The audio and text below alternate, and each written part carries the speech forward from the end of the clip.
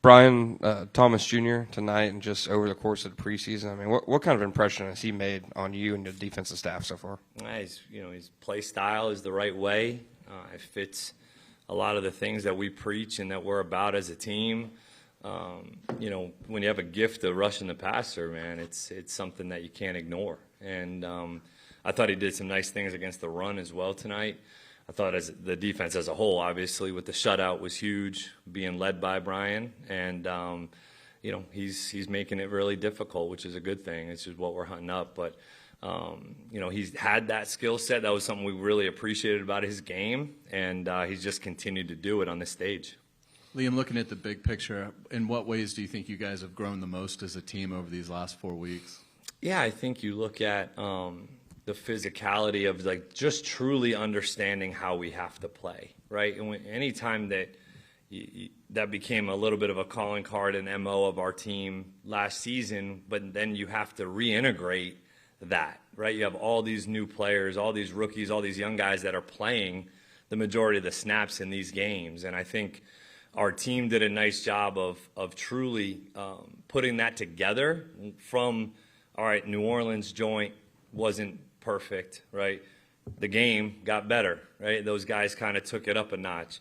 Go to Carolina, have a successful joint. And the young guys got to see the older guys do it and do it in those settings. And so I think to cap off the preseason this way with a physical outing and the guys playing their tails off, I think is exactly just continues to reinforce the message to the team that that is our style of play, that is our brand of football, and for us to have success, we have to play that way.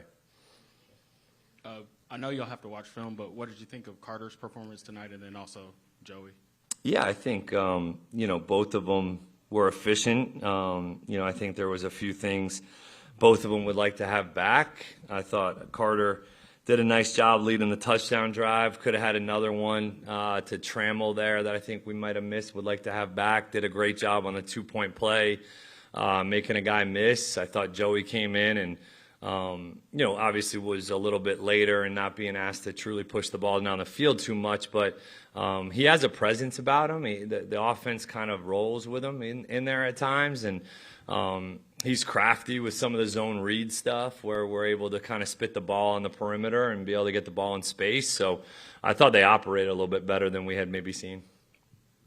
How hard is it to avoid putting too much emphasis on the last impression you have of guys walking off the field? Yeah, that's exactly what Tony and James and I were literally just talking about was, hey, it's exciting, it's great to see, and there's some juice out there that is something that you're excited about, but you have to continue to put the entire body of work into play, and when making these decisions, as maybe more difficult as they got tonight in some ways, in some positions for some players. But the reality is when you do put it on tape in a game, it does matter. It does take a little bit, hold some juice, hold some weight, and you have to appreciate that and take it into consideration. But you can't overcompensate or over-rotate on maybe one game or one outing, although, some impressive things. Coach, you just mentioned Brian Thomas a minute ago. Michael Wortham's going to make SportsCenter tonight, I'm sure.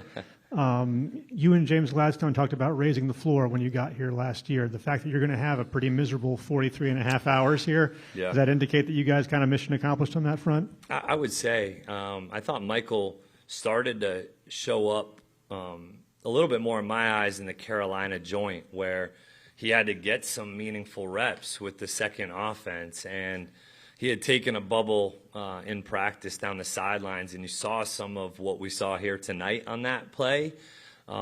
He's got a phenomenal forward lean about the way that he runs. He's a football player at heart, and he's kind of built a little bit, I don't want to say like Parker, but in some ways there's some similar play styles there, and he definitely made it challenging tonight, and that's overall what we were hunting up, right? I mean, you're continuing to try to raise the level of competition in the building.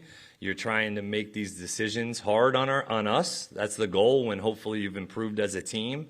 and you can continue to build the roster and raise the floor, as you mentioned. So, yeah, I think in some ways mission accomplished for sure. In some other positions, we need to continue that and continue to find and elevate the level of performance.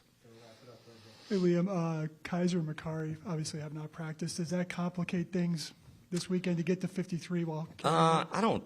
Not too bad, to be honest.